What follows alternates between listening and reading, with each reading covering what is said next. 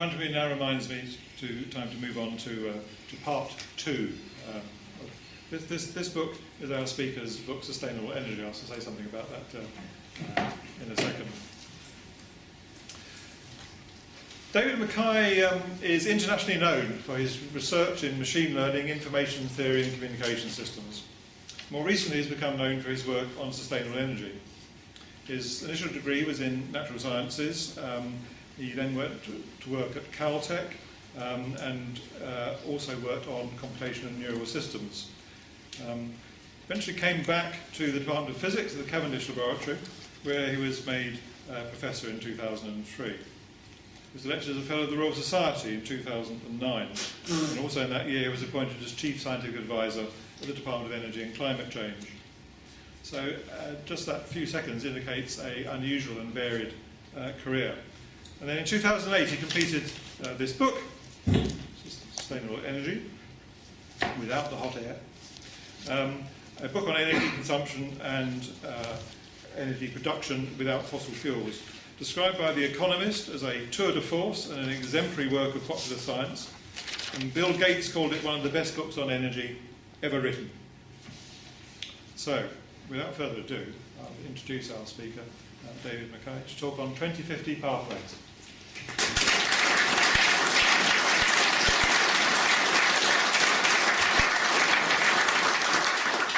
Thank you very much. Thank you for having me. Thank you all for coming.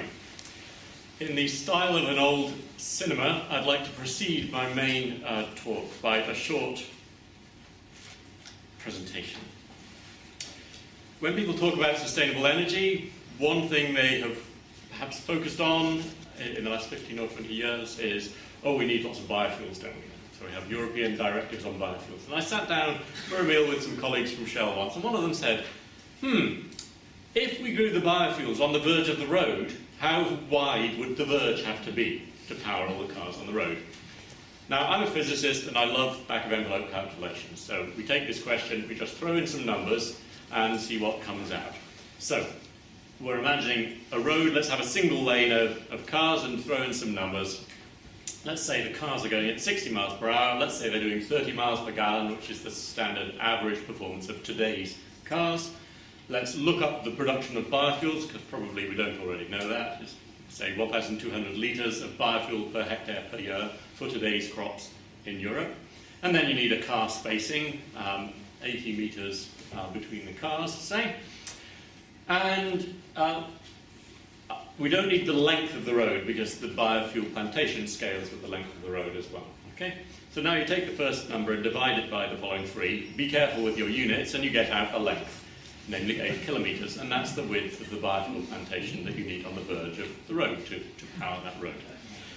And I love these sort of back-of-envelope calculations, because of course all the numbers are made up and they're subject to change, but all the same the calculation makes you say, and I like that. It's thought-provoking. It makes you think, maybe biofuels aren't the answer, or maybe we need different forms of transport from cars. It helps you question your assumptions and see whether we're on track for plans that add up or not. Okay, here ends the short presentation. Now we move on to our main feature. And I'd like to kick off with just a brief, rough guide to sustainable energy. I think a reason that people get confused about energy and perhaps have misguided delusions about the simple things that will make a big difference is partly because people are trying to mislead each other and hype up things that perhaps don't deserve hyping up. And it's also because things are expressed in so many different units, it becomes very hard to keep track of quantity. So I suggest in my book that expressing energy in kilowatt hours might be a good idea, because that's a human-sized unit. And powers, rates of energy consumption, are expressed in kilowatt hours per day. And that will make the physicists or engineers in the audience spit, because of course we should just use watts or kilowatts, perfectly good SI units for power. 1 kilowatt hour per day is the same as 40 watts. And I've got a couple of reasons for suggesting using that unit. First is, if you tell people you're using about 5 kilowatts to run your life, that's your average power consumption for a European citizen, there's a tendency of many people to say, is that 5 kilowatts per month or per year? So people don't understand what a kilowatt is. They don't understand. It's already got the time built into it. So let's have a unit that has a per day in it so people understand that it is a rate of using energy. The second reason is 1 kilowatt hour per day is human-sized. Everyday activities do come in small numbers of kilowatt hours per day, occasionally 10s and 20s, and so that's good for keeping track of numbers. People aren't so good with things that come in 10,000s, and people aren't maybe so fluent in things with decimal points in them either. So this unit is the right size. For example, here's some things that come in kilowatt hours or kilowatt hours per day. If you leave one light bulb on for 24 hours, that uses 1 kilowatt hour. That's a 40-watt light bulb.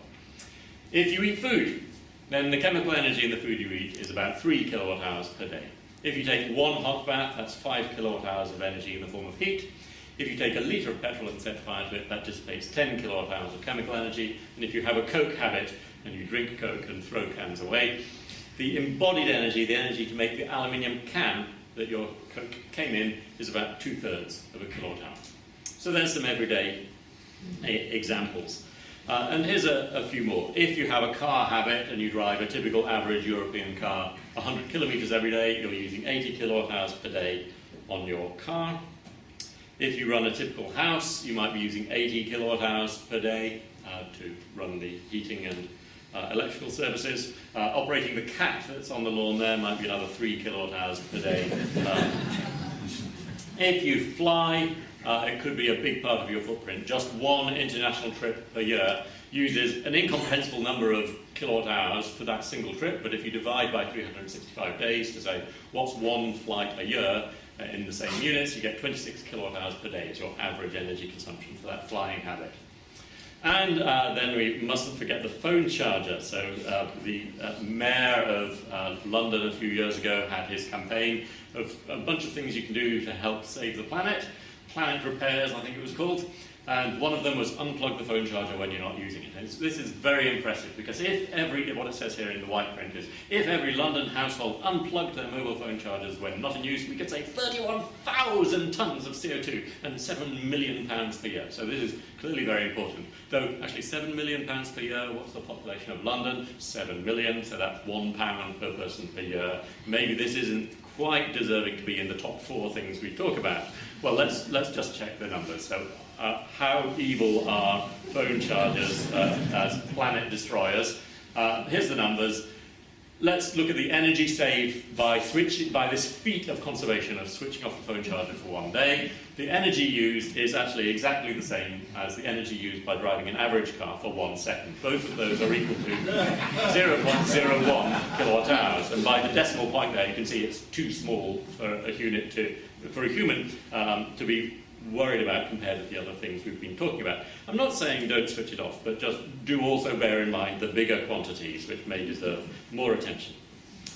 Okay, so that's the 4 forms of consumption I've talked about so far, all visualized on the same visual scale. Now, my biofuel example that I opened with shows that we also need to think about land areas when we're thinking about sustainable energy. So I've talked about energy, and one way of visualizing a take-home thing to memorize is the average European's energy consumption is 125 light bulbs equivalent, 125 kilowatt hours a day.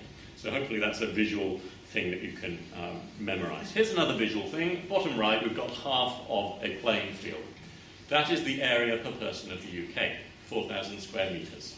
That's another useful thing to memorize. So our population density we can express as metres per person, 4,000 metres squared per person, or people per square kilometre, 250 people per square kilometre. Then we need to be careful in thinking about power consumption per unit area. And the unit that I'll measure that in is going to be watts per square metre, because the SI unit turns out to be fairly good for this application. Right, so let's go ahead and use these units. I'm going to draw for you now a map of the world. And this map, unconventionally, is going to have population density on the horizontal axis and energy consumption per person on the vertical axis. Both scales are logarithmic, so as you go from grey line to grey line, we have a 10-fold increase in here. But, population density or in energy consumption. And I've started by showing you the UK. The blue blob there, next to the name, has a size that is proportional to the area of the country. So now we can add in Europe in blue. We can add in Asian countries in red. In green we have Middle East and North Africa. In blue we have Sub-Saharan Africa. In black, South America. In purple, Central America and Mexico. In pukey yellow, United States and Canada, and Australia and New Zealand. So here you see the immense diversity of population densities varying by more than a factor of 300, and the diversity of per capita consumptions, which vary by a factor of 100 between, say, Bahrain, top right, and Bangladesh, bottom right. So it's important to be aware of that, and that means that a sustainable energy solution may be quite different from one country to another. Also, you might notice we're fairly atypical in the UK and Germany and Japan, all of which are essentially identical twins or triplets in the top right of this diagram. We're a little atypical in that we are above average in population density and in per capita energy consumption, though we're not the biggest by any means, as Canada and the USA and Iceland famously using quite a lot more per capita. However, we may be somewhat atypical, but it's perhaps worthwhile emphasizing that, first, most people are above average, and this may be slightly surprising. The world average for population density and the world average energy consumption is about here, next door to Mexico. But 80% of the world's population is above average in terms of their power per unit area. What I've done here is I've added some contours here. If you multiply energy consumption per person by population density, you get power per unit area. And these pink lines are contours of equal power per unit area. They're straight lines rather than hyperbolas because we're on a log scale. So, the world average power consumption is 0.1 watts per square metre. That's total power consumption divided by total land area of the world. But about 80% of the world's population are above average because it's rather like buses. You know, the bus company will say, oh, the buses are mainly empty, and they may be right. But the passengers will say, the buses that we're on are always full, because they're on the full buses and they're not on the empty buses. So 80% of the world's population are in these above average countries here. So we are typical of where a lot of the world's population actually is. And indeed, these little blue vectors I've added behind South Korea, Portugal, China, India, Brazil, Libya, Australia also have an important message. Here's Sudan. Everyone's going up and to the right. Those vectors show 15 years of progress. So most countries are going to the right, more population, and they're going up, more energy consumption per capita. Not absolutely all. The UK has a much less progress by this metric in 15 years. But we're up in the top right, and that's where lots of people are coming to join us. And maybe that's one reason why there's no one left in this bottom left-hand corner. Okay, so why am I emphasizing power per unit area? Well, we can express power consumption in terms of power per unit area, and we can also measure power production in the same units. So let's shrink down the graph a little bit and add some extra lines that show the power per unit area of some renewables. First is energy crops, which I mentioned in my introduction. So you grow something using sunshine and biology, and the power you get per unit area in European climates is about half a watt per square metre. Where is the UK and Germany? We are at 1.25 watts per square metre of consumption. So that means even if you covered the entire UK with energy crops, you wouldn't match today's energy consumption. Second, wind power. 2.5 watts per square metre is a rough figure for wind farms in the UK.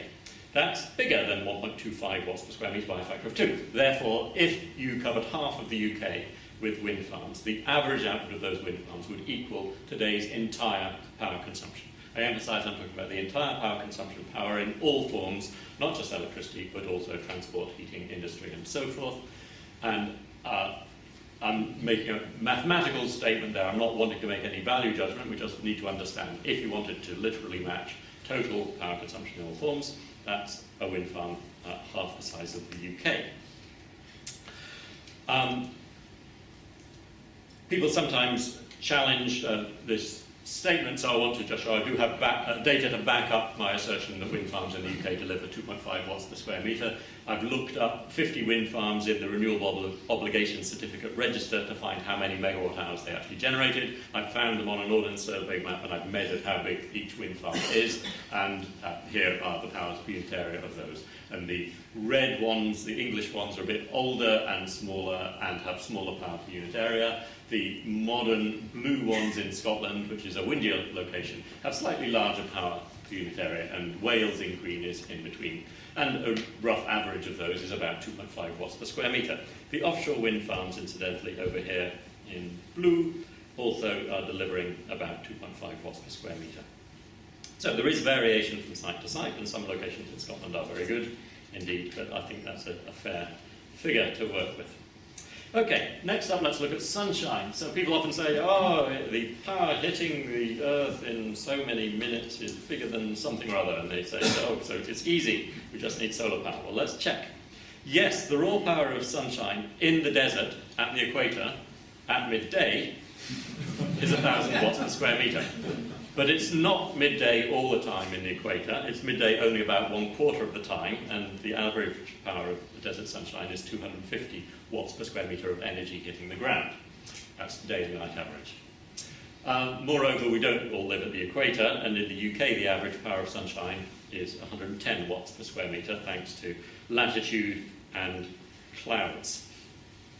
Now, when you, in practice, make solar facilities, you might put panels on roofs, and what you'll get, on average, from panels on roofs in the UK is 20 watts per square metre. Here's real data to back that up from panels in Cambridge. So, 20 watts per square metre for panels on a roof. And when you start thinking about that, and you imagine how much roof area there is in the UK, and you think about panels really making a difference, you might think, actually, we need to not only think about panels on roofs, but we need to imagine leaping off the roof onto the countryside and adopting the traditional Bavarian farming method, where we coat the countryside with panels too. And here, the power per unit land area actually goes down to about 5 watts per square metre, because you have to have gaps between the panels for access and cleaning and so forth, and to avoid mutual shading of the panels. 5 watts per square metre. That's according to the press release of these people. When you actually measure the true output of solar farms, when you can find it, here's one in North America that's actually delivering 3.8 watts per square metre, again, based on an actual measurement of the area on Google Maps, and data which the company kindly publishes on their website. So, not that much more than wind farms, interestingly. So, yes, sunshine's wonderful, and if it's cheap, let's use it. But solar parks only give you about 5 watts per square metre, which is quite similar to what the wind farms were giving. Concentrating solar power in deserts does give you more. It can give you 20 watts per square metre or so. Here's some beautiful pictures of concentrating facilities in deserts. And here's one that actually delivers 14 watts per square metre. And here's another actually delivering 10 watts per square metre in Spain. It has a molten salt store for storing high temperature energy overnight, so you can continue generating solar power at night, which is a good trick. 10 watts per square metre, and here's another Spanish facility delivering 5 watts per square metre.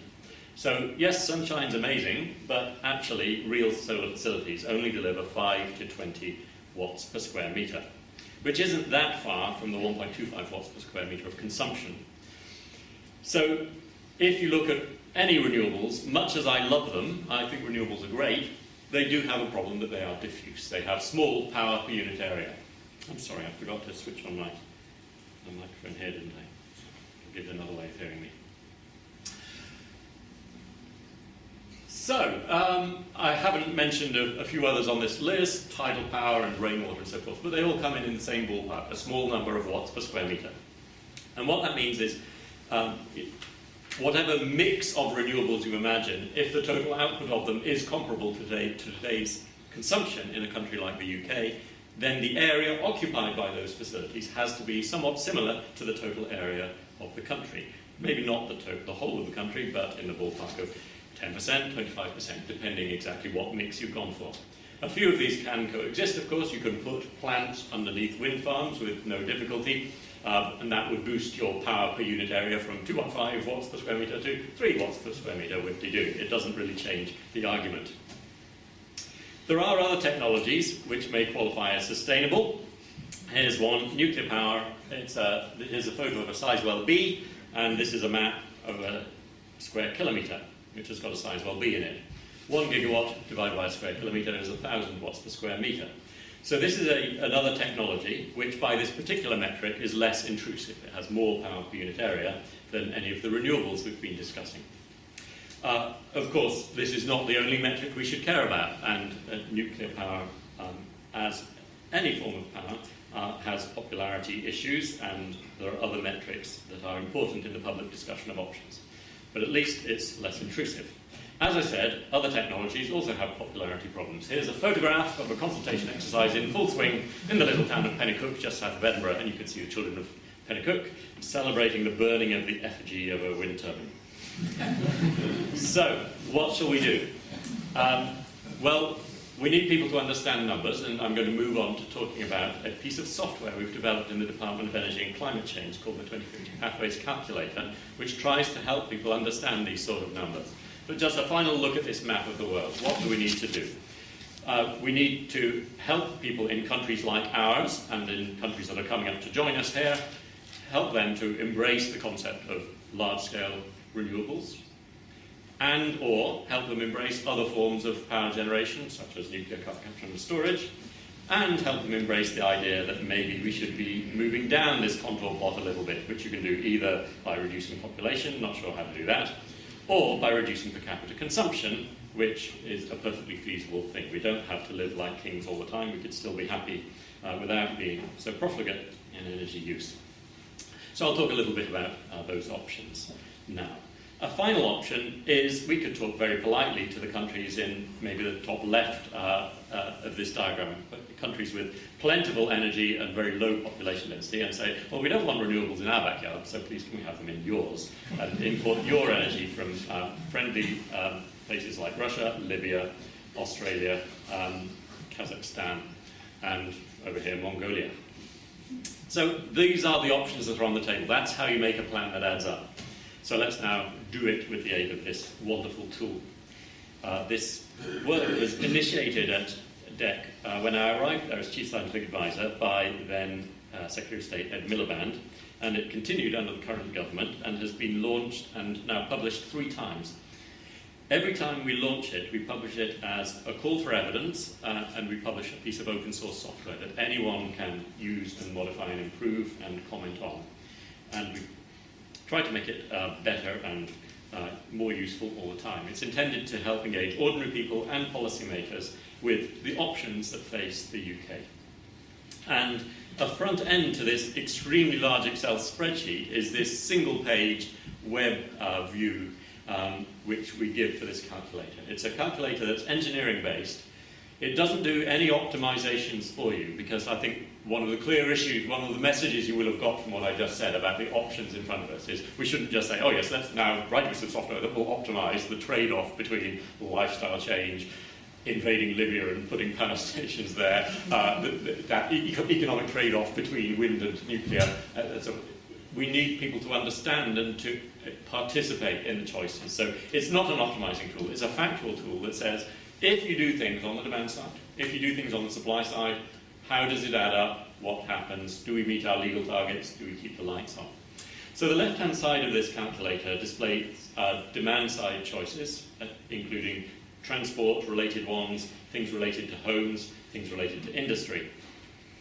The middle has supply-side options, nuclear, CCS, wind, lots of renewables, and some stuff to do with bioenergy. And the right-hand levers, there's 42 levers in all, I think. The right-hand levers here are to do with geoengineering or geosequestration, which is a particular form of geoengineering where you deliberately suck carbon dioxide out of the air. The consequences we display are, let me switch to the real calculator itself. So this runs live on the web. I'm running a local version on my computer to avoid having any glitches. The consequences that are displayed here are the energy demand from your lifestyle choices that we've got on the left here. And so here's the energy demand, and here's the energy supply coming from the supply side choices. And it's broken down by gas and oil and so forth, and it's all quantified. It's quantified in terawatt hours per year, which unfortunately is not a human unit, it's a sort of country unit. The exchange rate, the conversion rate is 22 terawatt hours per year for the UK, is the same as 1 kilowatt hour per day per person, if you want to convert it back to personal units. Okay, so we're over here at the moment with a total energy supply of something like 2,600 terawatt hours per year, feeding a demand of about 2,000 terawatt hours per year, and you can make whatever future you want. A final consequence we compute in the calculator is emissions, shown by this black line here, emissions versus time. And the goal of using the calculator, well, one goal, you can do all sorts of things with it, but a possible goal is to satisfy the Climate Act, which says we have to keep the lights on, and we have to get emissions down from 1990 levels by 80% to this dotted white line here. And here's a black trajectory, which results from all the choices I've made here. We'll go into this in a bit more detail in a moment. So we've made a bunch of choices, and the resulting emissions are shown in black, and they don't meet the target. But if we come along and change this lever for nuclear from no nuclear to lots of nuclear, then you see we've now got ourselves a trajectory that does meet that target by adding in some extra nuclear. I'm not telling you we have to have nuclear, it's just one illustration of one change in pathway. And this is a very balanced pathway that's got lots of everything, lots of renewables, lots of CCS, lots of nuclear, and modest action on the demand side. Let me go into a bit more detail now of some of these sectors. So first, to tell you what the levers mean, we've tried to be consistent with the levers, that level 1 means we don't care for that sector of the energy system. Let's imagine no effort towards security of supply, energy saving, or climate change.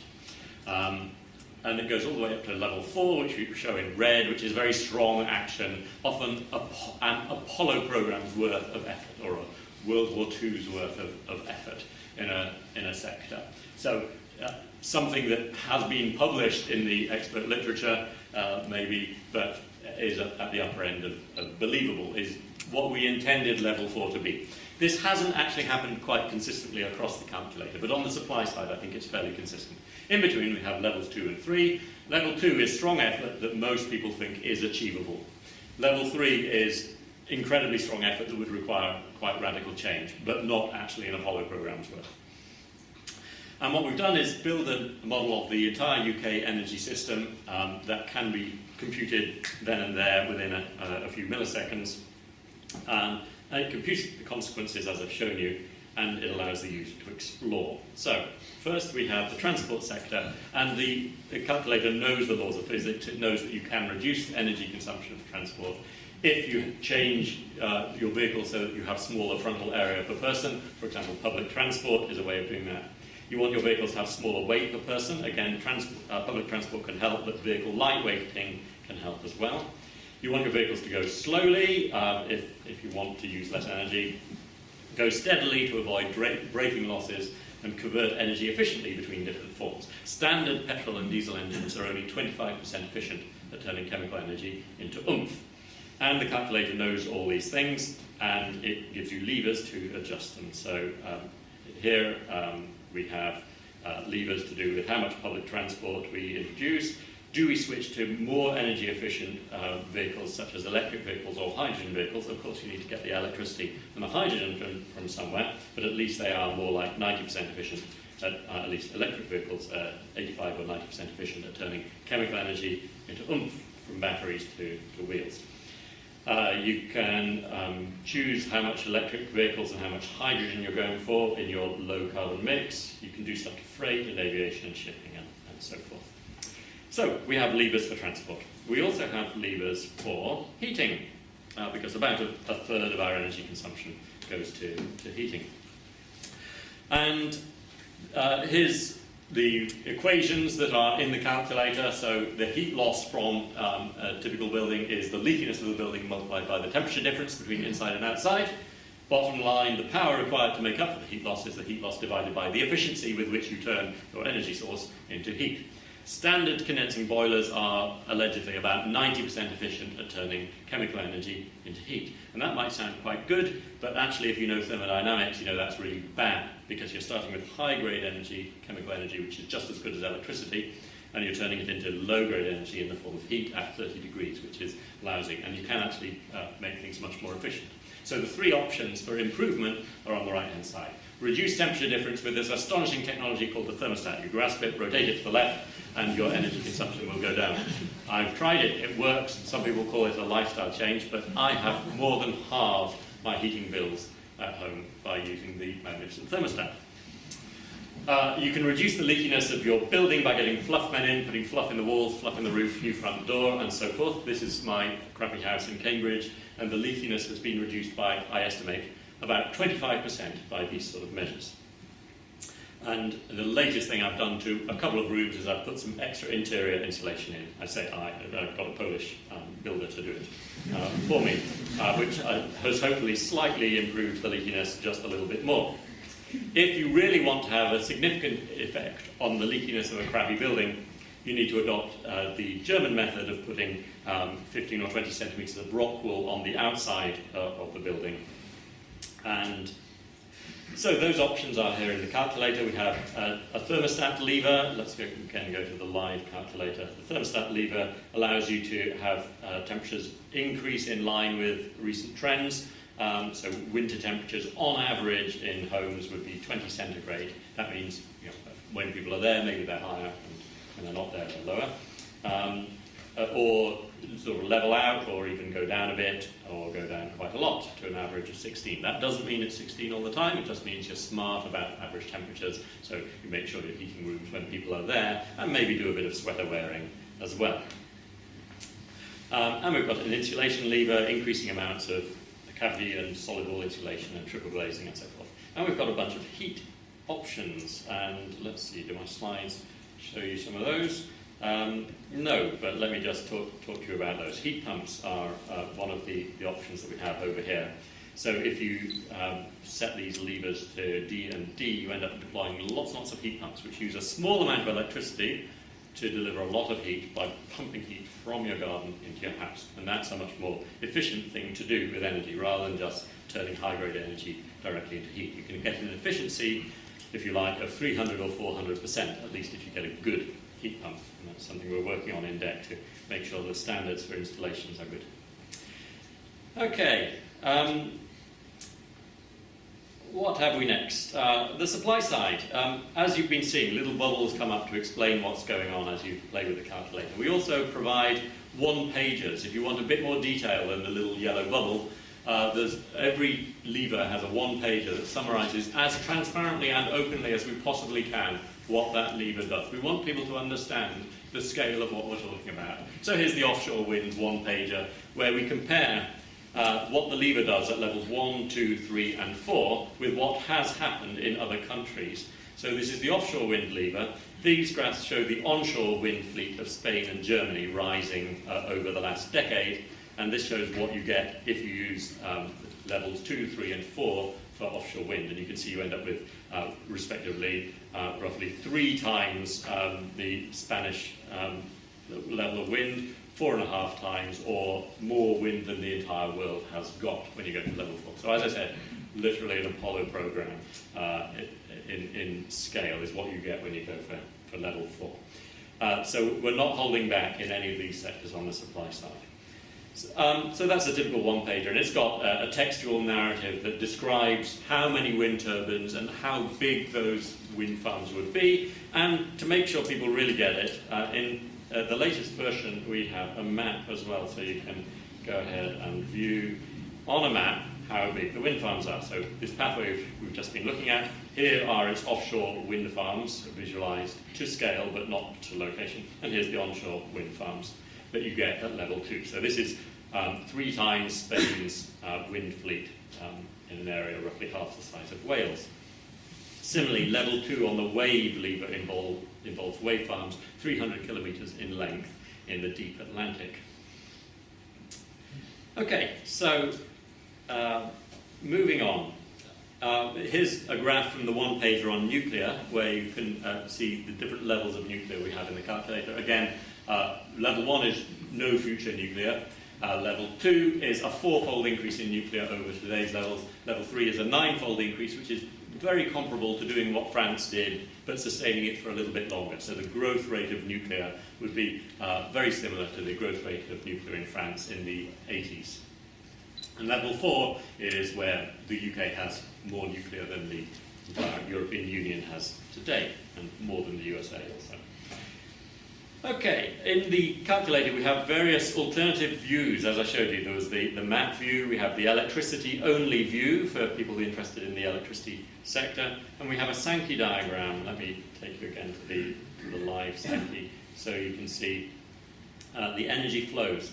Coming in on the left-hand side, the width of each line is the amount of energy coming from a particular source. Here's wind, here's nuclear heat, here's coal, and so forth. And then you go through boxes and things get converted, and here's the electricity, and here's where things are being used on the right-hand side. And here's the losses, inevitable losses on the system, bottom right. And it's all quantified in terawatt hours per year. So people using this tool, if they want to understand, why am I still using oil? Well, it explains that you need liquid fuel, and it's needed for industry, road transport, aviation, and so forth. So if you want to reduce your oil use in your pathway, you need to go and hack at the demand side on aviation and industry, or alternatively you can say, oh, I could substitute, get some liquid fuels from bioenergy. So let's go crazy on the bioenergy lever. Let's have lots of land for bioenergy. Let's go to level 4 and let's import bioenergy from someone else's country. And then let's convert that type of fuel, let's convert it to liquids. And then what you'll see in the Sankey is now we're making quite a lot of liquid, and that's reduced our need for oil without having any lifestyle change. Isn't that great? But let's just go back to the map and see what we've done to the UK. All right, so here's the energy crops that we're now requiring, which is 2 Wales' worth, and we're importing 2 Wales' worth from someone else's country too, in order to make that pathway work. Okay, so it's a tool for trying to help people understand options without being prescriptive at all.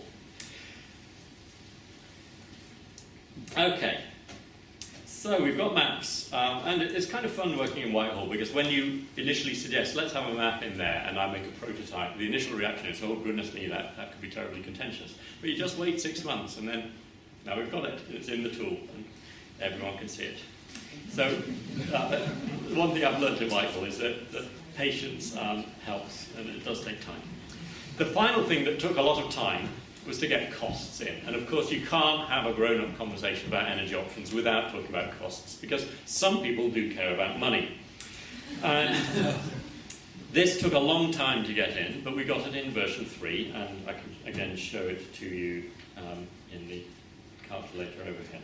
So here's a pathway we've just made up with lots of energy crops. And we can visualize the total cost of not quite everything in this pathway. Oh, I've got very big error bars here. That would be terribly embarrassing to have big error bars, wouldn't it? So we mustn't have enormous error bars in the default setting of the calculator. So what I'll do very quickly is I'll reset the cost assumptions to their defaults, because this is how we publish the default calculator. And now all the costs are point numbers with no error bars on. That's much better, isn't it? Okay. That was one of the struggles we had. First, can we publish costs at all? Second, can we show the error bars? Of course, all the costs are uncertain. They've got massive error bars on them. But we managed to publish this thing as long as the default setting is that all the error bars are switched off. We show everything with point decimals. But the user can switch them back on. It's brilliant. So here's the pathway we just made up, and it costs more than some of these other pathways which people have come up with. A whole bunch of organisations have used this tool. It's got the implicit endorsement as a tool of the Friends of the Earth, the Campaign to Protect Rural England, National Grid, Atkins, and so forth. So they've all said pathways that indicate the sort of thing they would like to see happen, and we can cost all of their ideas and check they add up, and we can cost the idea we just randomly came up with here. And we can compare it with pathways that don't actually meet the legal target and don't tackle climate change. For example, business as usual, set all the levers to level 1, let's not bother, and you find actually that taking action here or here has about the same cost as not bothering. Why is that? Aren't we doing lots of expensive wind and nuclear and retrofit of buildings? Well, yes, and early on that costs you, but later on it saves you money because it's avoided exposure to future fossil fuel prices, which we think will be high, and it saved you energy because you've introduced a load of energy savings. So the costs versus time of business as usual look like this, and taking climate change action looks something like that. Costs more upfront, yes, but saves in the long term. So as long as we don't use absurd discount rates like 3.5%, you can very happily say, yep, these two options cost about the same. This particular calculator uses no discounting at all. It just shows average costs through time expressed per capita. So all of these numbers are pounds per person per year without any discounting. It's not the total cost, and you can read the small print to find out exactly what we have included, but we are including quite a lot of things. The total cost of any pathway, business as usual, or successfully tackling climate change, is roughly £5,000 per person per year. That's the cost of the entire energy system. This isn't your electricity bill. And as I say, business as usual has the same cost. So it's not that tackling climate change is expensive. The energy system is expensive, but it's not that expensive. GDP is the width of this display here, and that's £35,000 a year. So whatever you do, your energy system is going to cost you £5,000 per person per year on average, and it's just a question of which type of system you want. The differences are actually relatively small compared to GDP. And the biggest fish in this might surprise you, but on reflection it becomes reasonable. The biggest contributor to the cost is the transport system, because what have we got? We've got about 26 million individual power stations all zooming around, and you don't get the economies of scale when you have lots of miniature power stations. Of course, they are, they have fantastically optimized cars, so well done, but nevertheless, it's still one of the most expensive bits of the energy system. Buildings are also a significant part of the cost. Building, maintaining, retrofitting buildings, and that varies between your pathways. And what else have we got? The electricity system, that'll include your wind farms and your nuclear. And another important cost, which perhaps should have been combined with that, is the finance cost. So the different pathways have different finance costs to pay for the upfront investment in electricity, retrofit, and so forth.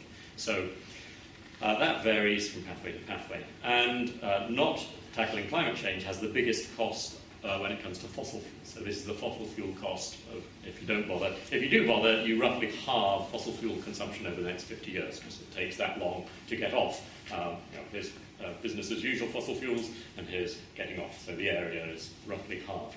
That's the explanation here.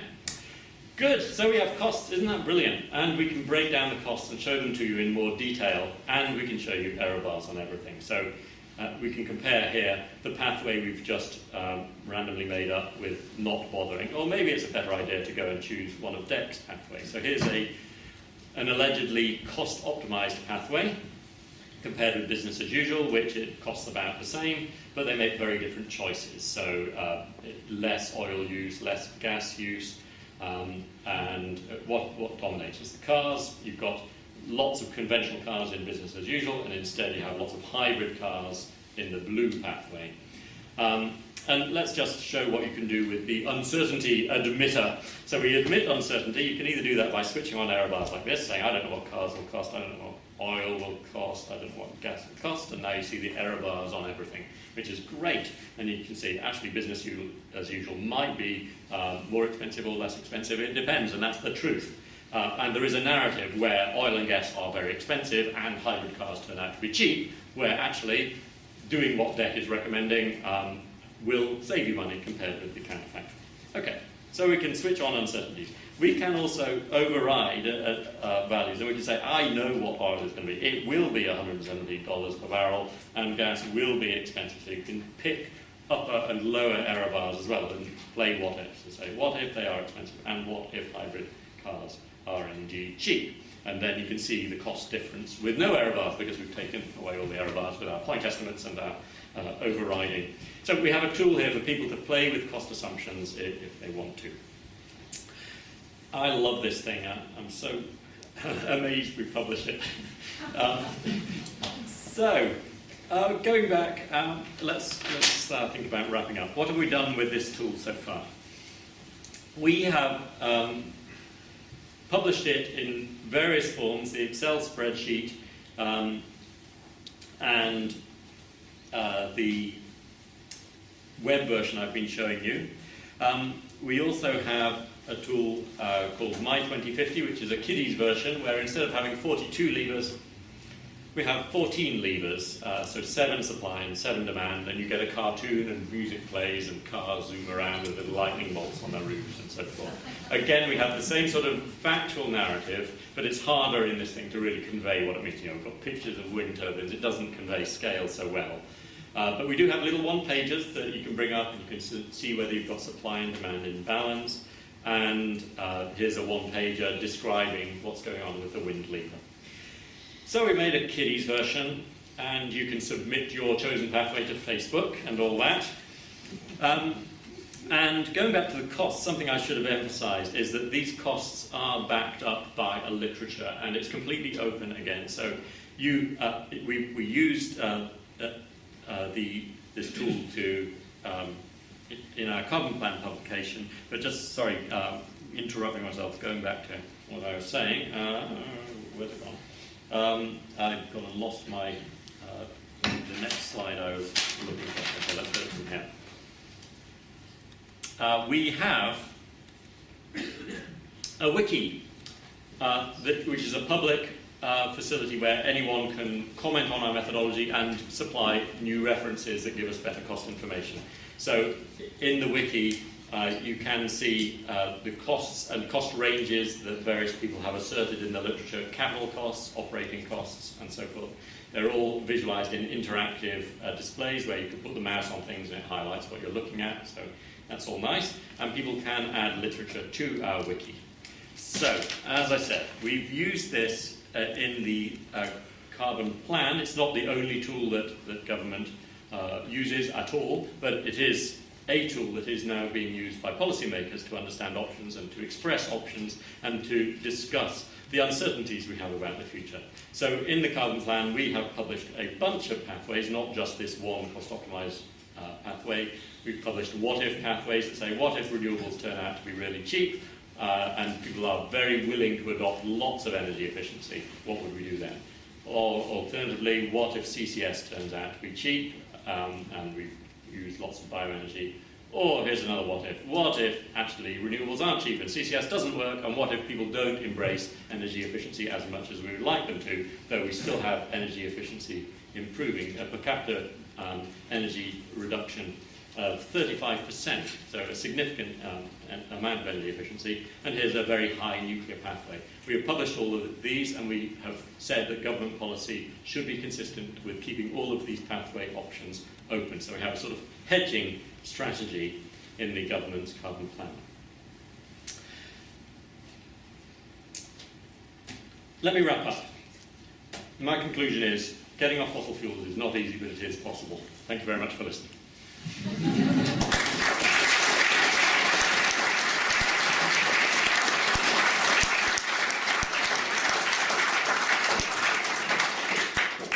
When I was looking at the book to think of something to say about this talk, there was two sentences that struck out to me. I did write these down before David spoke. One was, any sane discussion of sustainable energy requires numbers. Said that. Secondly, understanding what the numbers depend on is essential if we're to choose sensible policies. And I do think that we've seen this evening a vivid evidence for those two statements. So thank you very much for that. David's kindly offered to answer any questions that you may have, and I'm sure there's such a sort of topical topic, and a presentation like that can be short of a few questions. So somebody like to kick off. So Ian Mitchell, I'm with the Operational Research Unit at BIS. I'm fascinated with the use of the two tiers of your visual model, the kiddie version and the adult version. But I was wondering if the games themselves can be used to educate by finding out what the player, if you will, what they value in a presentation, perhaps by structured questions, so the tool shapes itself to put the messages across in terms they can appreciate. And welcome your views on that. Yes, so the question was, could we imagine versions of the tool that shape themselves to the user? Could you interact with them not by this rather cumbersome display that I showed you, but by a sequence of questions? And I completely agree that would be a brilliant thing to do with a bigger team and more resources. And we are thinking with our limited team of at least going down one of your suggestions, which is to interact with the user through a sequence of questions, a simple one-at-a-time questions, rather than overloading them with 42 levers all at once. So we are going to try that. Another thing we are going to try is to actually do some research on the presumption that underlies all this. Why are we doing this? Well, I hope it does actually help people change their minds a bit, and maybe change their minds about what they want. Maybe it changes people's attitudes about how they feel about other people's desires. I think that's true, but we are going to test that at hopefully appropriate controlled experiments as well. Over there. Hello, Chris, HMRC Operational Research. I was wondering, I understand the difficult task of getting costs and efficiencies, but I know this technology, as we invest in them, they will get better. I think solar is between 15 and 20 right now. How is it saying? I mean, 30% growth. I read them some time ago. Is it easy to get some estimates as we invest in this, how they will get better? And also, what in efficiency and cost? And how easy can it be for at least, maybe not for 10 years, but things that we can see coming around the corner as in improvements? Good. So the question is, there's two questions there. What about the improvement in efficiency of technologies in physical terms, so the energy efficiency of solar and wind farms and so forth? So any limits to the technology? Yeah. So will things improve? Are there limits? Secondly, will costs change, and are we taking that into account? And certainly we are. In the wiki I showed you, every reference that we have, we try and identify the year it is talking about, and many of our references are descriptions of future efficiencies and future costs of technology. So for many technologies, our upper error bar includes very optimistic assumptions about the future improvements in efficiency and the future cost reductions in particular. So we do have those from the literature into the tool. But maybe you're interested to know what I think could happen on some of those technologies. So let me answer. You mentioned solar and wind. First, solar. The efficiency of standard solar panels is about 20%. And that's actually extremely impressive because the Shockley-Queisser limit for solar panels, which have a single gap in them, which is standard solar, the Shockley-Queisser limit is 31%. You can't do any better than that. So they're already just 30% away from the fundamental physical limit. So my prediction on the efficiency of solar panels is not that they're going to get more efficient in energy terms. Actually, I predict they're going to get less efficient because the way to get the costs down will be to switch to different materials from silicon, which is expensive. And in doing that, the efficiency will probably go down, but that will be a good thing because we want the costs to go down. So don't expect the area occupied by solar panels to be transformed. 20% is great, and that's where it's going to remain. Yes, for space satellites they can deliver 40%, but that's just astonishingly expensive, and I don't imagine that will ever become widespread. So the area required for solar isn't going to change. Wind. Are wind farms getting more efficient? Well, we need to define what we mean by efficiency. So one measure of effectiveness is power per unit area. And I think I may be able to find for you a graph of the power per unit area of wind farms versus time. Can I find that? No, okay. I have a graph of power per unit area of American wind farms versus time, and it's 2.5 watts per square metre for all time. There isn't any clear trend of power per unit area improving. Costs of wind are coming down. It's great news. So the land area requirement isn't going to change. Yes, taller wind farms, taller windmills, you have to space them further apart, which is why you don't have a radical effect, but they do see higher wind speeds. So actually, bigger windmills, spaced further apart, give you a little bit more power per unit area, but not much. It's sort of, it's 50% ballpark is credible. So maybe they'll go up from 2 watts per square metre to 3 watts per square metre as they get taller. But the costs are coming down, and there's great news there. There's a company in Edinburgh, for example, called Artemis, who have identified one of the bits of the wind turbine that's always going wrong. It's the gearbox. That's what they're always maintaining. It's always falling apart. So let's get rid of the gearbox. And how do you do that? Well, they replaced the gearbox by digital hydraulics. So they use high-pressure oil as the medium that conveys power. And that means you don't have the teeth of gear wheels knocking themselves apart. And they've done this. We gave them a 1 million grant to make a prototype from DECC. And now they have been bought by Mitsubishi Heavy Industry and have got an investment of £100 million from Mitsubishi. So they are going to make one of the world's biggest, cheapest offshore wind turbines. So there's great news. Another form of great news is that you could say, well, the gearbox is not the only weak point of a wind turbine. What's another weak point? Well, it's the fact that almost all of the power comes from the blade, the tip of the blade of the turbine. So most of the turbine is useless because it's just the tips of the blades that you need. So let me show you a picture based on that idea. So here's a wind turbine, and we've got rid of the tower and the gearbox and most of the blade, except for the tip of the blade. You can see the tip, there's 30 photographs of the tip of the blade going around. It's actually a plane on a piece of string, being controlled by a fantastically clever control algorithm. And now, if you put on that plane, which they have done, a tiny wind turbine, you can take power off the plane and bring it back down a piece of string.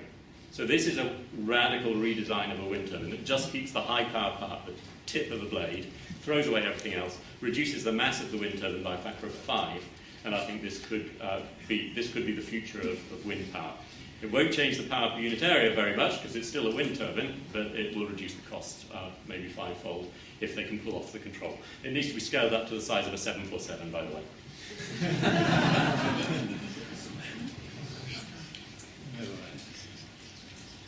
David Cornby, I'd like to ask you two questions. First of all, forgive me if you cover this in the model, but what are you assuming and what is the effect of the ability of the UK to purchase emissions credit from abroad, and how does that affect the numbers in the model? And secondly, on the basis that you've got both capital and revenue costs kind of sitting behind all the relationships, although this is of itself a what-if model, it will be possible to turn this into some kind of optimization where you could address the public policy question: what is the least cost, certainly financially to the public sector, and what is the least social cost to everybody, route or mixture of policies that will deliver the end objective? Grant. So the questions were, what assumptions do we make about CO2 purchase? In this calculator, when it computes greenhouse gas emissions, these are the official domestic emissions of the UK. So we have completely omitted any consideration of the opportunity to import. I suppose we could add that to the calculator fairly easily. We could say, if you're missing the target, let's assume you can buy them from another country at some rate and just toss that into the cost. We could do that, but we haven't done it. We do have other tools that can do that, and your second question was, can we use all this to do an optimization and spit out an economically sensible path for the UK? And that's really where we came into this work. For the last probably 15 years or so, most government energy white papers and carbon acts and so forth, climate acts, looking forward for the next 50 years were based on various pieces of software, including one called MacKay. And that is a classic cost optimizing tool. You put in point estimates of all the costs, which is something I have misgivings about, and then it spits out a cost optimized pathway, which unsurprisingly takes very strong action on the demand side, because that's a fantastic way to save money, and it means you don't need to build so much on the supply side. And the pathway that I think I was showing you a moment ago, this is the pathway in the calculator that comes out of that cost optimization for the carbon plan. We did one of those for the carbon plan, assuming all the point estimates of costs are correct, which is something I would definitely dispute. And given that we don't know that those costs are correct, given that costs are uncertain, we should actually be doing something much more sophisticated. Our policy for the next 10 or 15 years at least should be a hedging policy where we take into account cost uncertainties and we buy options for things that could be part of the lowest cost pathway. So if we want to do economic optimization, we shouldn't be doing what MacKay says. We should actually be hedging. So we need a different piece of software anyway. But that is what we do. We regularly use MacKay, and when I arrived at DECC, the decision had been made that we needed other, more transparent tools, because MacKay is horrendously black box-like, and it is proprietary as well, so the general public can't play with it. So that's why we made this tool, and it's actually, I think, influenced quite a lot the department's dependence on MacKay. We used to just spit out graphs from MacKay that would say, oh yes, this is what's going to happen. But now we say, well, here's a corridor of possibilities, and they surround the cost-optimal pathway and take into account uncertainties and public dislike of this and that. And so, yes, we do cost optimize, but this is another tool that's intended to complement those classic optimization methods. Right at the back. You looked at your efficiencies in terms of cost and mechanical efficiencies, for want of a better word, or for the generation capacity of all your alternatives. Have you looked at them in terms of an energy in, energy out sort of analysis, which gets you around the cost implications of this directly and looks at it purely in terms of an energy balance? So, for instance, is it more expensive in terms of energy to build, maintain and decommission a wind farm than how does that figure compare with the amount of energy it's likely to generate in its life? That's a very good question. So it's a question of have we kept track of energy in and energy out for every technology? So if we build wind farms and then take them down in 25 years, what's the energy cost of doing that? Same question should definitely be asked for bioenergy, for building retrofit and so forth, and nuclear power. In this calculator, what we've done is we've tended to essentially ignore that. So the calculator, which tots up energy consumption, energy demand and so forth, it actually ignores your supply side choices. So if you build lots of nuclear or lots of wind, it doesn't change the left-hand side energy demand at all. So we've essentially made the assumption in the calculator that the answer to your question is that every technology has an energy out to energy in ratio that is really quite large. So that it's fair enough to ignore it in a crude back-of-envelope tool like this one. Is that assumption true? Well, for nuclear and wind, I believe it's true based on the literature. For biomass, I'm very concerned that it's not the case. So today we import bioenergy from Vancouver through the Panama Canal across the Atlantic and all the way to Hull, and then we put it on trains and send it to Drax to set fire to it. The energy that you get out of Drax from that biomass is only about 3 times greater than the energy that went into the transport on land and ship of that bioenergy. And we haven't taken into account the farming costs. So something I'm getting my team to work on right now is the creation of a bioenergy calculator that does the right thing and actually works out what's the true footprint, not only in energy terms, but also in greenhouse gas emissions terms. Because if you take a piece of land that you were going to leave alone and say, okay, let's dig it up and do bioenergy on here, the counterfactual is you're left it alone. If you dig it up, you're changing the carbon content of the soil, and you're changing how much biomass there is on average above the ground. It probably would have been higher on average if you left it alone. So actually there are net carbon emissions from bioenergy, even though it's normally alleged to be zero carbon. Then you've got to take into account the nitrous oxide emissions from your farming processes as well, and include transport costs too of moving the bioenergy from A to B. And you end up with a very different view of bioenergy from what we currently have in the calculator. So my view is that this is one of the major defects that I hope we'll fix in due course. We haven't got bioenergy right. Your question could be asked about other technologies as well. I think that the runner-up I'd want to keep an eye on is the photovoltaics. If people start putting photovoltaics on north-facing roofs, which is what I've seen people incentivized to do in the UK, I really worry about the energy out ratio of those panels as well. But I admit none of that is in the calculator. I think that applies even to things like insulation. I mean, there's a government scheme to encourage people to get covered wall insulation, for instance. And the contractors that did it for my mother-in-law must have done a 500-mile round trip to do the job. and you know, it takes a lot really to. It's got to save an awful lot of energy just to pay for their transport costs. Grand. So the question is, what about insulation? And if you are doing a 500-mile round trip, we could work out the numbers and see how many kilowatt hours that is. I guess that's a few hundred kilowatt hours there. So then you need to look at your annual energy bill and see how much that's going to save. A typical crappy house is probably using thousands of kilowatt hours per year. So that particular energy cost of the ridiculous round trip, of course we shouldn't do the ridiculous round trip in the first place, but it probably is paid for if there's a 20% reduction in the energy consumption of the house within a couple of years or so. It would be nicer to have a faster payback time.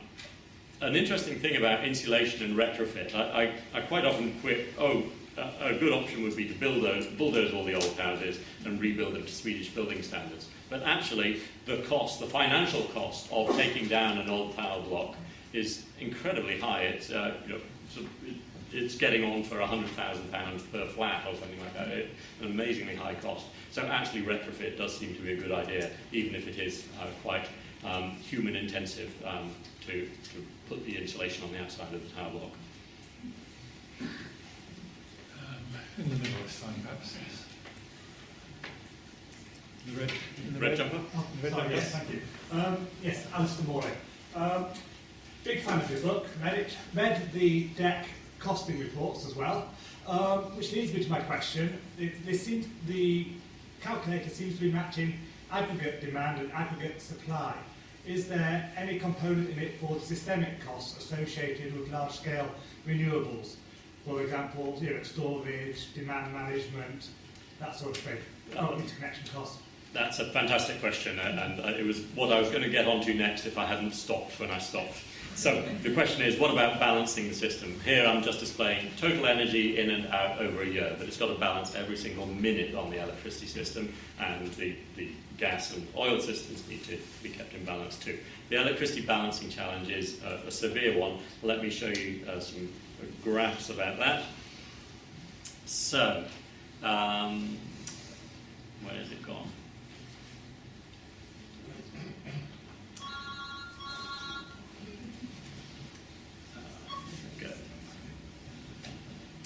So this is one of my favourite graphs. It's the first graph I showed to Ed Miliband when I arrived at DECC for the first time. It shows the fluctuations in electricity demand in red, top left. It shows the fluctuations in transport demand. The top graph is showing 2 weeks. The bottom one is showing a year. So transport demand is steady at 100 gigawatts. They're on the same vertical scale. Bottom left is wind if we had 33 gigawatts of wind in the UK, because it goes all over the place. And it's got a similar scale to the current fluctuations in electricity demand. Right in red is gas demand, and it's on average 100 gigawatts, but this is 1 year, and you can see it goes up and down by a lot. And in midwinter, it's up at 150 gigawatts, and then it has spikes when it goes up to 200 gigawatts in midwinter, and that's correlated with temperature. So when temperature is freezing, then you get an extra 50 gigawatts of heating demand. So we've got to deal with the fluctuations, and minute-by-minute balancing is crucial, and dealing with winter is crucial as well. Heating demand is bigger in winter.